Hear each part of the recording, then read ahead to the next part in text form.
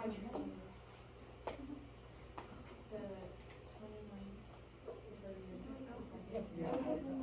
is mine. It's over the Joy Division and the military brothels during World War II for the Germans. This is just my introduction. The Joy Division and military brothels are not very well known. Most people know that, horrific acts happened during World War II, but they don't know all the details, so that's what this is. What was the Nazi Joy Division? In World War II, Nazi officers that were stationed at concentration camps used the expression Joy Division in reference to the younger women imprisoned there, women that they frequently raped. These women were basically sex slaves for the Nazi guards at camps. They're guards talking to a woman. Okay. The Nazis decided that forced laborers in concentration camps would work harder if they were promised sex, so they made female prisoners work in brothels for them. Beginning with the Austrian camp at Mount Hazen, I'm probably butchering that. In 1942, the SS opened almost 500 brothels, the biggest of which was in Auschwitz. In modern Poland, where as many 21 women prisoners once worked, the last opened in early 1945, the year the war ended. All around, almost 50,000 women were forced into this. This is an image of a military brothel. Used to be a synagogue. That's like a place of worship in Germany. Synagogues? Sorry, whatever. Thank you. The chief organizer of the military brothels was Reinhard Heydrich.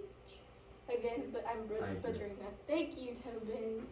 He was the top officer for the SS, and some have called him the architect of the Holocaust. His order to create state-controlled prostitution went to effect on March 16, 1940. He was shot by Allied forces and survived the assassination attempt, but then died of sepsis on June 4, 1942. Why were these brothels started? German generals soon realized that they could not stop their soldiers from having sex, so they decided that they could control it. Another reason was there was a huge amount of diseases such as gonorrhea, syphilis among the soldiers. As a result, doctors medically examined prostitutes from the military brothels on a regular basis. The Germans also forced their soldiers to use condoms because safe sex. The second reason was the fear of female spies. The Germans noticed the connection between their soldiers socializing with local women and the accuracy of the enemy attacks. Consequently, they were suspicious of good-looking women in the occupied territories. The third reason I found was major homophobia. In the Nazis' mind, soldiers that had lack of sex with women, it would make them want to have sex with men. Yes, this is true. Generals ordered their soldiers to go to these brothels at least once a week so they would not become a homosexual. More information about the brothels. The military brothels showed German organization skills. They meticulously planned and recorded every activity in the brothels.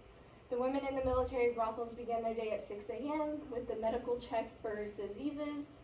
The doctors checked the women 1 to 3 times per week from 11 a.m. to 1 p.m. The women got ready for work. From 2 p.m. to 8:30 p.m. they had to serve as sex slaves to the visiting German soldiers and officers.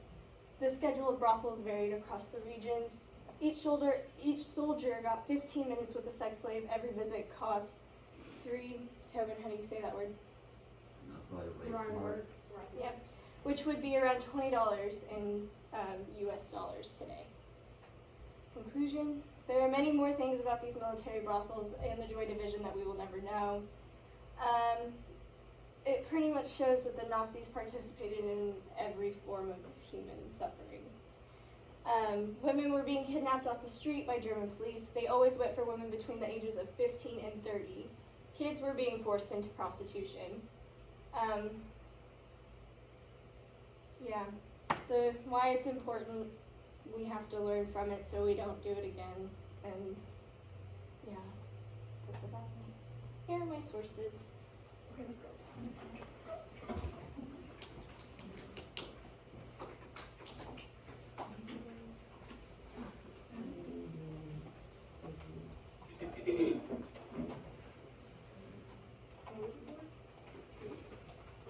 4. Abby, me, Brian, Izzy. Okay, 5. Yeah. When did we get out? In like 20? 9:07. 07. Oh, That's earlier today. Okay, Abby, you gotta make this quick. Even if there's like 2 minutes left, I was still gonna Why do are we this. dogs?